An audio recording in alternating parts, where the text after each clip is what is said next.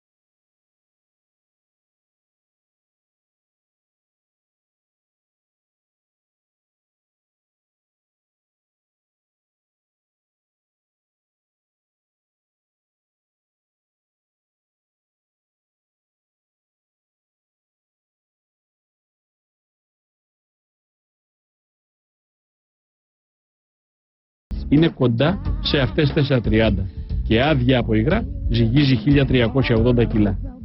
Νέο λοιπόν σασί από αλουμίνιο, κατασκευασμένο με αεροδιαστημική τεχνολογία, νέα ανάρτηση και απόλυτα νέος V8 κινητήρας. Όλα τα παραπάνω ξεκίνησαν από λευκό χαρτί και έγιναν πραγματικότητα μέσα σε 3,5 χρόνια. Θα πρέπει να πούμε επίσης ότι ο V8 κινητήρας των 4,5 λίτρων αποδίδει 570 ύπους στις 9.000 στροφές. Με το στροφόμετρο να κοκκινίζει όχι από ντροπή στις 9.000 στροφές, η 458 Italia φιλοξενεί στην πλάτη της το πιο υψηλόστροφο V8 κινητήρα που έχει κατασκευαστεί ποτέ. Η ροπή αγγίζει τα 54 κιλά σε 6.000 και η αναλογία βάρους ανά ύπο είναι 2,42 κιλά. Και για να μην νομίζετε ότι οι Ιταλοί ενδιαφέρονται μόνο για τις επιδόσεις, πρέπει να πούμε ότι η κατανάλωση μειώθηκε στα 13 λίτρα ανά 100 χιλιόμετρα και οι εκπομπές ρήπων είναι 307 γραμμάρια το χιλιόμετρο, όταν η F355 απελευθέρωνε 470 γραμμάρια. Με αυτές τις τεχνικές προδιαγραφές και αναλογίες μπήκαμε στο Fiorano. Σε αρκετά σημεία η πίστα ήταν υγρή. Με τα ηλεκτρονικά όμως ενεργοποιημένα φρόντιζε η 458 για την ασφαλειά μας. Με την έξοδο από το box, το γκάζι στο πάτωμα και η μελωδία της ευτυχίας γεμίζει τα αυτιά μας. Ενώ ροπή και υποδύναμη προσπαθούν να μας συνθλίψουν επάνω στο μοναδικό μπάκι. Τρυφερό άγγιγμα στο πάντλ για να ανεβάσουμε ταχύτητα και Θεέ και Κύριε, πού πήγε η χρονοκαθυστέρηση για την αλλαγή? Ποια καθυστέρηση? Μηδενικός ο χρόνος. Βρέα θεόφοβοι τριλοϊταλοί, βγάλατε τη Φόρμουλα 1 στον δρόμο με σκεπή και διαφορετικό σχήμα.